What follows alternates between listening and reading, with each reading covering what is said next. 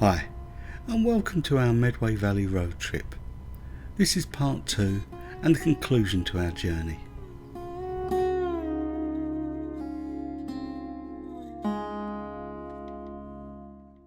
And this little mini road trip takes place in the southeast of England in the beautiful county of Kent.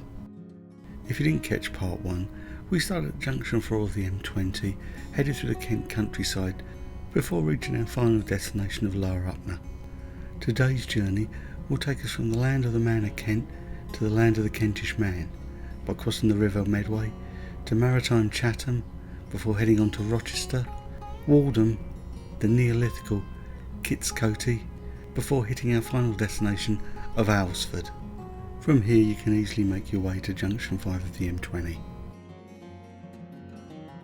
But now it's time to continue our journey, so let's hit the road, leaving Lower Upnor. So that Kentish man of Kent thing. If you're born west of the river Medway, you're a man of Kent, and if you're born east, you're a Kentish man. Anyway, passing the pubs of the pier and the ship as we leave Lower Upnor.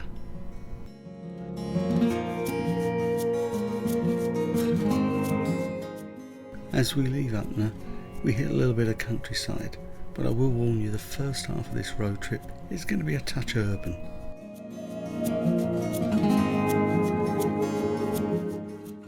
Oh, and another little word of warning. As with the last video, I will be speeding up segments, I'll be slowing down segments, and I'll even be pausing segments. But trust me, I'm not driving like a complete idiot. And it's not long before we reach the A289, and there's only one direction to go, and that's left. And stick to this left-hand lane, because we're following the signs for Chatham Maritime and going through the Medway Tunnel.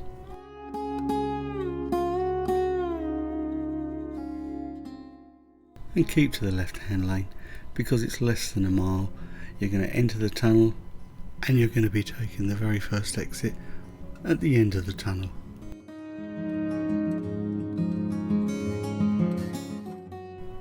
And keep to the right, as you're going to be taking the third exit at the roundabout.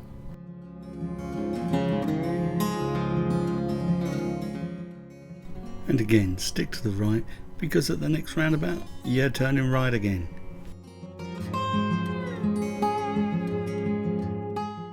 And to our left is the historic Dockyard Chatham and its complimentary parking. But we're heading on, and to our right is a pay and display car park. But still we continue onwards.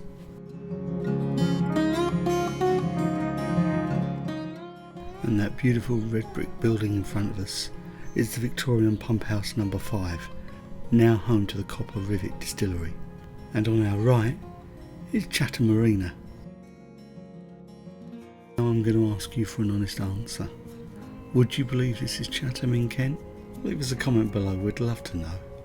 Now sadly you can't park here, unless you have a boat moored up of course, so we parked in the pay and display just along the road.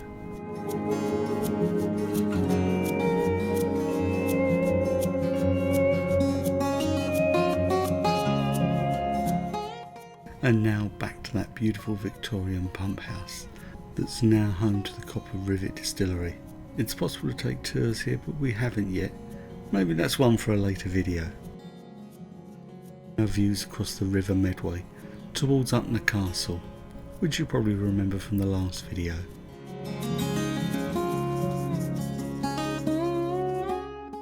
And now a personal favourite of ours, the historic Dockyard at Chatham, and that's a model of HMS Victory.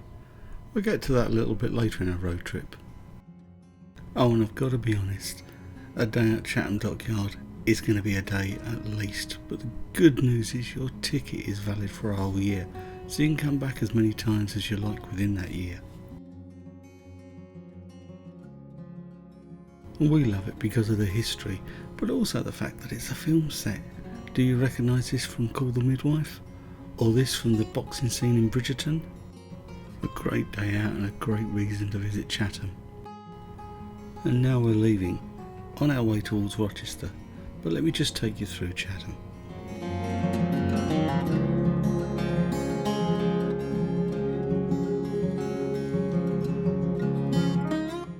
So it's back onto the main road and right at this roundabout. And check out the brick wall on our right hand side. This was the boundary to the old Royal Naval Dockyard. See if you spot the gatehouse at the very entrance to the dockyard. There she is, but best viewed from the other direction. And now we're heading through the more urban side of Chatham, with its 1960s design shopping centre. Not to a 21st century taste, I think. I'm taking you through here so I can show you the route, so follow the road until you have to turn right. You're following signs towards Rochester. And to our left is Chatham Railway Station, a direct mainline route into London, but you will notice it's a distance back to Maritime Chatham, a cab or a bus ride. But now we've hit the outskirts of Rochester.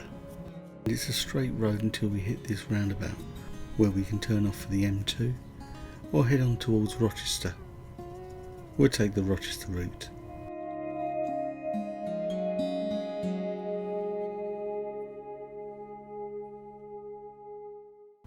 As we drop down the hill, we see the sign for Historic Rochester, and yep, it's historic. To our left we have the eastern end of the High Street, but we're carrying on past. And it's along here, on the right hand side, you'll find Rochester Station.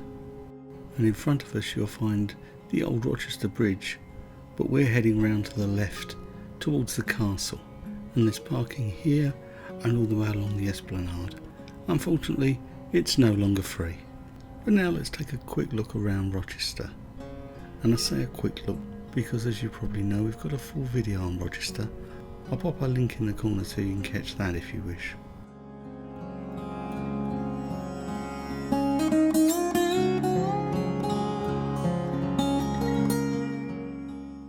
Don't forget, if you like what you're seeing, then please hit subscribe and click on that notification bell and give us a big like. We'd really appreciate it.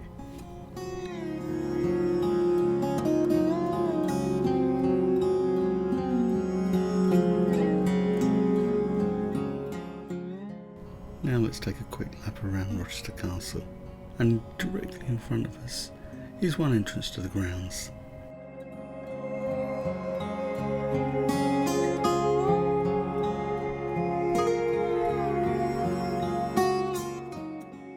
And as we pass the castle on our right, directly in front of us is Rochester Cathedral.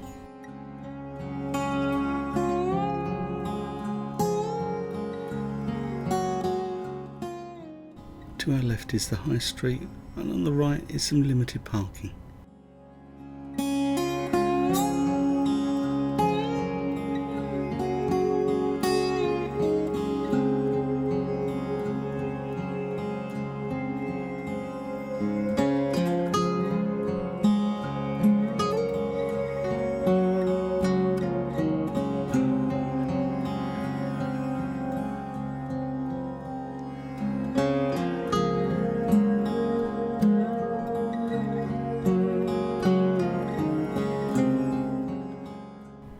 As we round the castle, we get the view of the River Medway and Rochester Marina in front of us.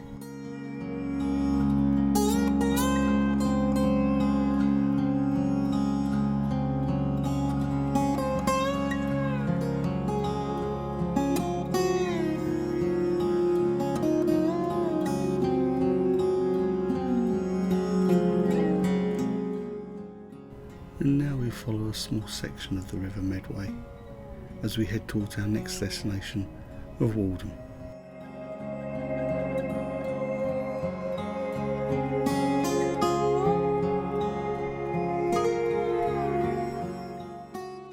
And now we're heading to Borstal. If that name rings a bell with you, yep, this was the first place to have a child correction centre in 1902, and where we get the name from.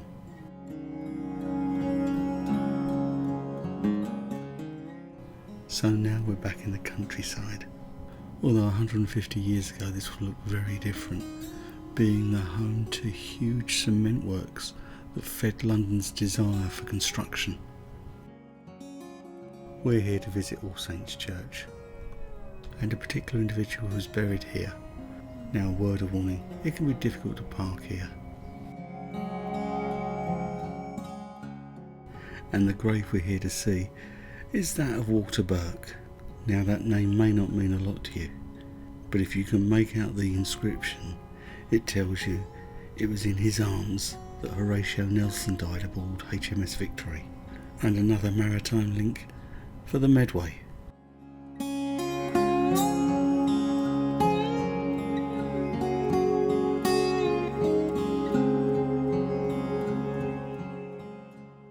And now heading through Wouldham, we have the Waterman's Arms, a shepherd neem pub where you can get fed and watered. Now, apologies Wouldham, I appear to have picked you on bin day.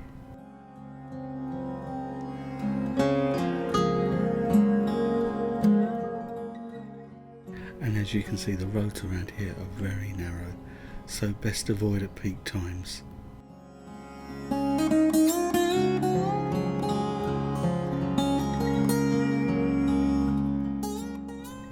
And now we arrive towards Peter's Village at the far end of Wouldham. This is very much a 21st century housing development, so let's skip through this and see what they concreted over.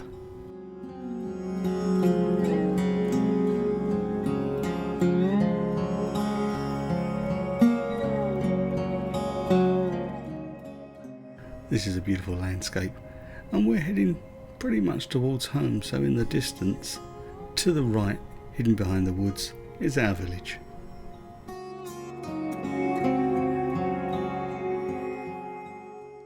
Now, in the distance to the right are two white-topped conical roofs. Drop us a comment if you know what those are. And we're turning right at this junction, and as we round the corner, you get a better look at the buildings. As we head up here, we now join the ancient Pilgrim's Way that runs from Winchester to the shrine of Thomas a Becket in Canterbury Cathedral.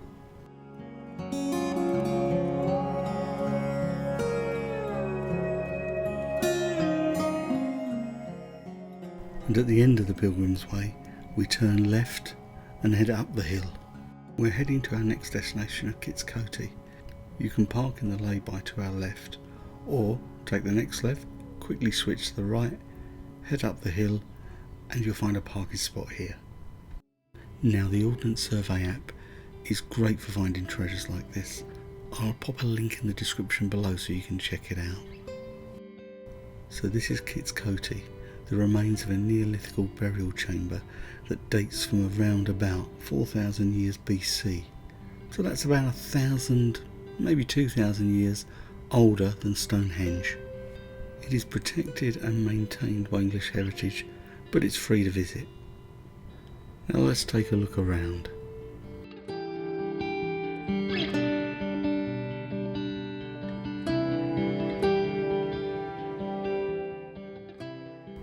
Now, can you see the shape of a woman's head with her hair tied back?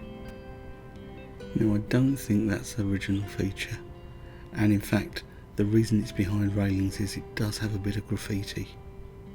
But it's Victorian graffiti from about 1850. And to the south of us we have Chapel Down's Coty Vineyards. And as we spin round, we see the other side of the Medway Valley that we covered in part 1.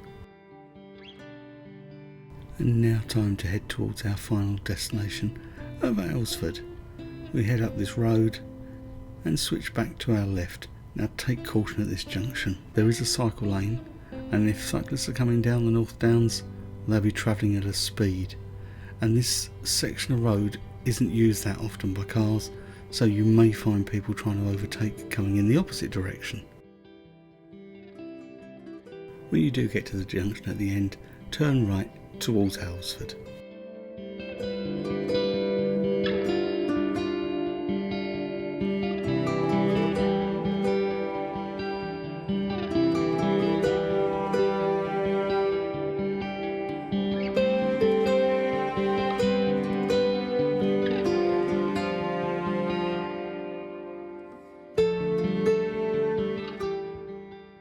We now arrive on the outskirts of what I call the village of Aylesford.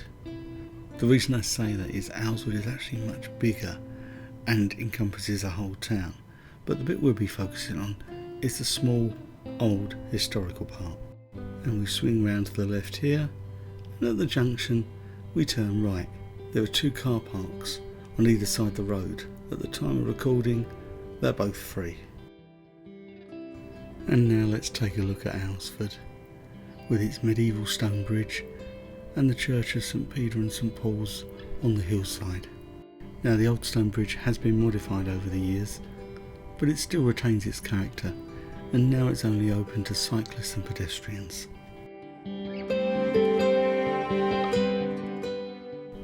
On the hilltop, again you can see the church of St Peter and St Paul's. I also want to shout out the Checkers pub, whose garden terrace you can see in the centre of the shop. A fine pub and well worth checking out.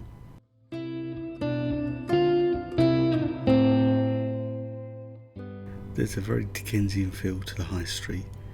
In fact, there's history around every corner.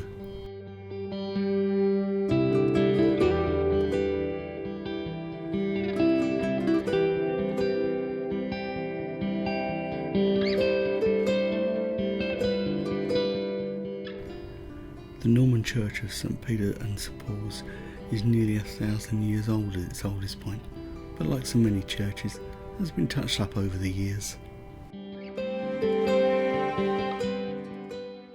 17th century almshouses, which were restored in about 1842, but still look quite old.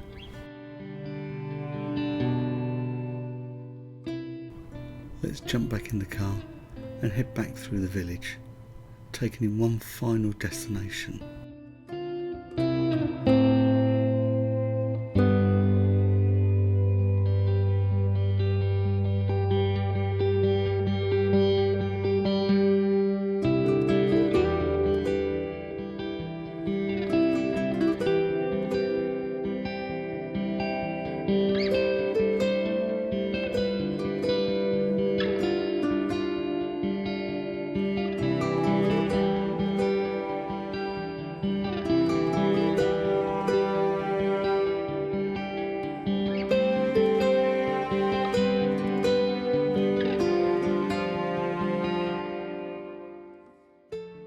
We are of course heading towards the Aylesford Friars. Now we really didn't jump into the car for this, as it's only a short walk from the centre of the village, but we're heading home after. We'll have a quick look at Aylesford Friars.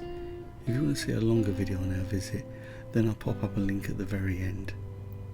Anyway, that does bring this video to a close, so I'd like to say thank you so much for watching. I hope you enjoyed what you've seen. Don't forget to subscribe and click on that like button. I'd really appreciate it. Thanks again.